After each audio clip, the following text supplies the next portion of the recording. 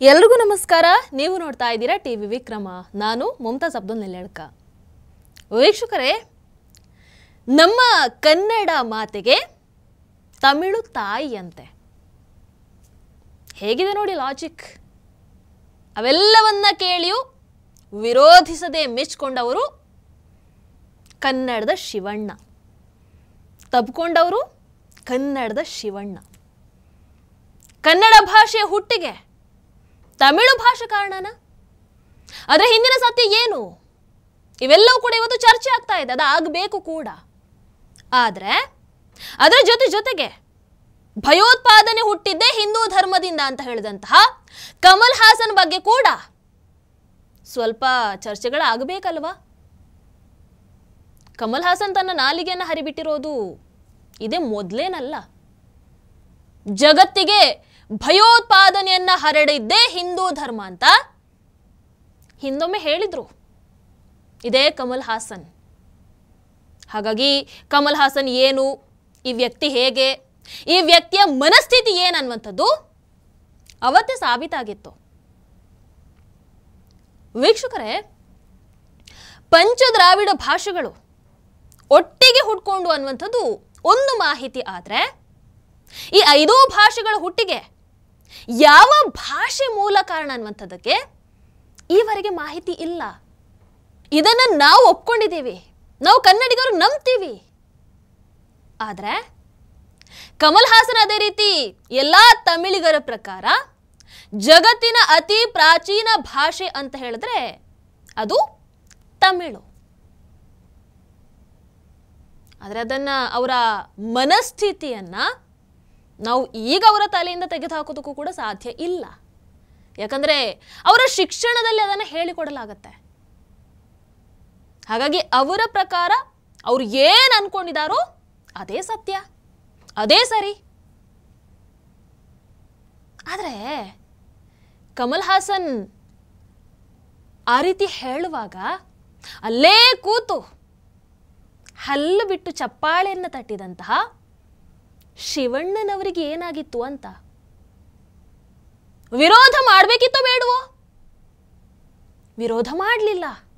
ಬದಲಾಗಿ ಮೊದಲ ಬಾರಿಗೆ ಕಮಲ್ ಹಾಸನ್ ಅವರನ್ನ ಭೇಟಿಯಾಗಿ ಅವರನ್ನ ತಬ್ಕೊಂಡಾಗ ಅವರ ದೇಹದ ಪರಿಮಳ ಹೋಗಬಾರದು ಅಂತ 3 ದಿನ ಸ್ನಾನನೇ ಮಾಡಿರಲಿಲ್ಲ ಅಂತ ಹೇಳುವಂತಹ ಶಿವರಾಜಕುಮಾರ್ ಅವರು ಕಮಲ್ ಹಾಸನ್ ಅವರ ಮಾತಿಗೆ ವಿರೋಧವನ್ನ ವ್ಯಕ್ತಪಡಿಸ್ತಾರೆ ಅಂತ ನಾವು ಕನ್ನಡಿಗರು ನಂಬ್ಕೊಂಡ್ರೆ ಅದು ನಮ್ಮ ಮೂರ್ಖತನ ಅಷ್ಟೇ. ವೀಕ್ಷಕರೇ,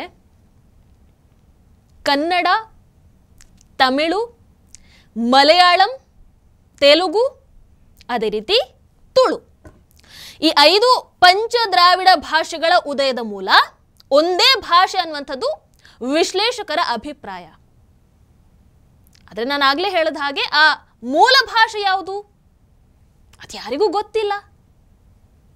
ನೋಡಿ, ಈಗ ಉದಾಹರಣೆಗೆ ಮನುಷ್ಯ ಹುಟ್ಟಿದ ನಂತರ ಧರ್ಮ ಜಾತಿ ಹುಟ್ಟಿರುವಂಥದ್ದು. ಆದರೆ ಆ ಧರ್ಮ ಜಾತಿಗಳ ಹುಟ್ಟಿಗೆ ಮೂಲ ಕಾರಣ ಯಾವುದು ಅಂತ ಕೇಳಿದ್ರೆ ಅದು ಯಾರಿಗೂ ಗೊತ್ತಿಲ್ಲ ಅಲ್ವಾ? ಇದು ಕೂಡ ಹಾಗೇನೆ. ನಾನು ಒಪ್ಕೊಳ್ತೀನಿ, ನಾವು ನಮ್ಮತನವನ್ನ ಯಾವತ್ತೂ ಕೂಡ ಬಿಟ್ಟುಕೊಳ್ಬಾರ್ದು, ನಿಜ.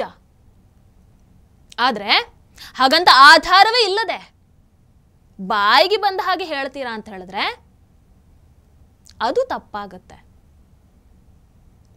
ವೀಕ್ಷಕರೇ, ನಮ್ಮ ಕನ್ನಡ ಭಾಷೆಗೆ ಸುದೀರ್ಘ ಇತಿಹಾಸ ಇದೆ. ಅಂಥದ್ರಲ್ಲಿ ಯಾವನೋ ಒಬ್ಬ ಬಂದು ಕನ್ನಡ ತಮಿಳಿನಿಂದ ಹುಟ್ಟಿದ್ದು ಅಂತ ಹೇಳಿದ್ರೆ ಅದನ್ನ ಕೇಳಿ ನಾವು ಸುಮ್ಮನೆ ಕೂರ್ಬೇಕಾ ಹೇಳಿ? ನಿಮ್ಮ ಭಾಷೆ, ನಿಮ್ಮ ನಾಡು, ನಿಮ್ಮ ನೆಲ, ಇವುಗಳ ಬಗ್ಗೆ ನೀವು ಅಭಿಮಾನದಿಂದ ಮಾತನಾಡಿದ್ರು ಏನು ಸಮಸ್ಯೆ ಆಗ್ತಾ ಇರಲಿಲ್ಲ ನಮಗೆ. ಆದರೆ ನಮ್ಮ ತಾಯಿ ನುಡಿಯನ್ನ ನೀವು ತಮಿಳಿನ ಕೂಸು ಅಂತ ಹೇಳಿದ್ರೆ ಅದನ್ನ ಕೇಳಿ ಕೂರೋದಕ್ಕೆ ನಾವು ಸ್ವಾಭಿಮಾನಿ ಕನ್ನಡಿಗರು ನಾವು ತಯಾರಿಲ್ಲ. ಏನ್ ಗೊತ್ತು ಕಮಲ್ ಹಾಸನ್ ಅವರಿಗೆ ನಮ್ಮ ಹೆಮ್ಮೆಯ ಕನ್ನಡದ ಬಗ್ಗೆ? ಕನ್ನಡ ಎಷ್ಟು ಪುರಾತನ ಭಾಷೆ ಭಾಷೆ ಅನ್ನುವಂಥದ್ದಕ್ಕೆ ನಮ್ಮಲ್ಲಿ ನೂರಾರು ಸಾಕ್ಷಿಗಳಿವೆ. ಪ್ರಾಕೃತ ಹೊರತುಪಡಿಸಿದ್ರೆ ಕದಂಬ ಲಿಪಿಯ ಮೂಲಕ ಒಂದು ಸಂಪೂರ್ಣ ತನ್ನ ಸ್ವಂತ ಲಿಪಿಯನ್ನು ರೂಪಿಸಿಕೊಂಡಂತಹ ಭಾರತೀಯ ಭಾಷೆಗಳಲ್ಲಿ ನಮ್ಮ ಹೆಮ್ಮೆಯ ಕನ್ನಡ ಮೊದಲ ಸ್ಥಾನದಲ್ಲಿ ನಿಲ್ಲುತ್ತೆ. ಸಂಸ್ಕೃತ ಮಹಾಕಾವ್ಯಗಳು, ರಾಮಾಯಣ, ಮಹಾಭಾರತ, ಇವುಗಳಲ್ಲೂ ಕೂಡ ಕರ್ನಾಟಕದ ಪ್ರಸ್ತಾಪ ಹಲವು ಬಾರಿ ಬಂದು ಹೋಗುತ್ತೆ. ಇನ್ನು ಪದ್ಮಪುರಾಣ, ಮಾರ್ಕಂಡೇಯ ಪುರಾಣ, ಇವುಗಳಲ್ಲೂ ಕೂಡ ಕರ್ನಾಟ ಅನ್ನುವಂತಹ ಪದ ಸಿಗ್ತಾ ಹೋಗುತ್ತೆ ನಮಗೆ. 1ನೇ ಶತಮಾನದ ಗ್ರೀಕ್ ಪ್ರಹಸನದಲ್ಲಿ ದೀನ, ದಮ್ಮಾರ ಈ ಕನ್ನಡ ಪದಗಳ ಬಳಕೆ ಆಗಿದೆ. ನಾನಿಲ್ಲಿ ಕೆಲವು ಉಲ್ಲೇಖ ಮಾಡಿರುವಂಥದ್ದು. ಇಂಥ ಬಹಳಷ್ಟಿವೆ. ಇಷ್ಟೆಲ್ಲ ಇರುವಾಗ ನೀವೇ ಊಹಿಸಿ ನಮ್ಮ ಕನ್ನಡ ಎಷ್ಟು ಪ್ರಾಚೀನ ಭಾಷೆ ಅಂತ. ವೀಕ್ಷಕರೇ, ನೀವು ಗೂಗಲ್ ಹೋಗಿ ತಮಿಳುನಾಡಿನ ರಾಜ್ಯ ಗೀತೆ ತಮಿಳು ಥಾಯ್ ವಾಲ್ತು ಹುಡುಕಿ ಅದರ ಲಿರಿಕ್ಸ್ ಅನ್ನ, ಅದರ ಸಾಹಿತ್ಯವನ್ನ ಓದಿ. ನೀವು ಎಲ್ಲೆಡೆ ವ್ಯಾಪಿಸಿರುವಂತಹ ಸೃಷ್ಟಿಕರ್ತ, ಎಂದೆಂದಿಗೂ ಹಾಗೆ ಇರು. ಕನ್ನಡ, ತೆಲುಗು, ತುಳುವಿನ ಜೊತೆಗೆ ಸೊಗಸಾದ ಮಲಯಾಳಂ ನಿಮ್ಮಿಂದ, ನಿಮ್ಮ ತುಟಿಗಳಿಂದ ಹುಟ್ಟಿದ್ದು. ಅದು ಹಲವಾಯಿತು. ಬಹುಶಃ ಈ ಸಾಲುಗಳನ್ನ ಕೇಳಿ ತಮಿಳರು ಉಳಿದ ಎಲ್ಲಾ ದಕ್ಷಿಣ ಭಾರತೀಯ ಭಾಷೆಗಳು ತಮಿಳಿನಿಂದಾನೇ ಹುಟ್ಕೊಂಡಿವೆ ಅಂತ ಭಾವಿಸಿದ್ರ? ಅಲ್ಲ, ಅದನ್ನ ನಾವ್ಯಾರು ಒಪ್ಪಲ್ಲ. ಆದರೆ ಅವರ ವ್ಯವಸ್ಥೆಯಲ್ಲಿ ಕಲಿಸಿರೋದೇ ಹಾಗೆ. ಅವರು ಆ ರೀತಿ ಯೋಚಿಸ್ತಾರೆ.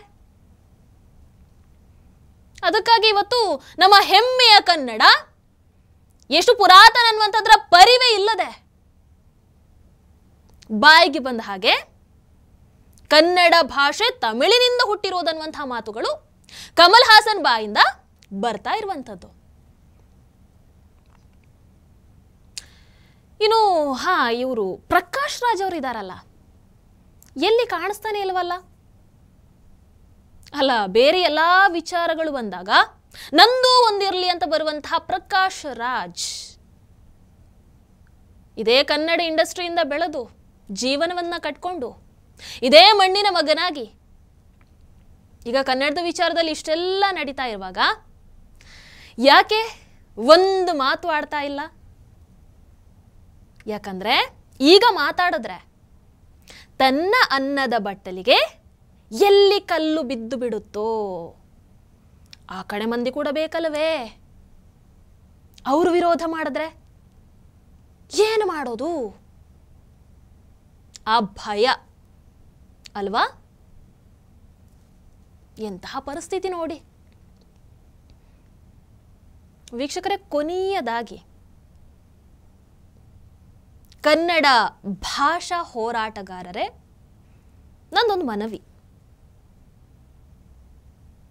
ಎಲ್ಲ ವಿಚಾರದಲ್ಲೂ ಹೋರಾಟವನ್ನ ಮಾಡ್ತೀರಾ, ಆದರೆ ನೀವು ಯಾವ ಪಕ್ಷಕ್ಕೂ ಕೂಡ ನಿಮ್ಮ ಬೆಂಬಲವನ್ನ ಸೂಚಿಸಬೇಡಿ.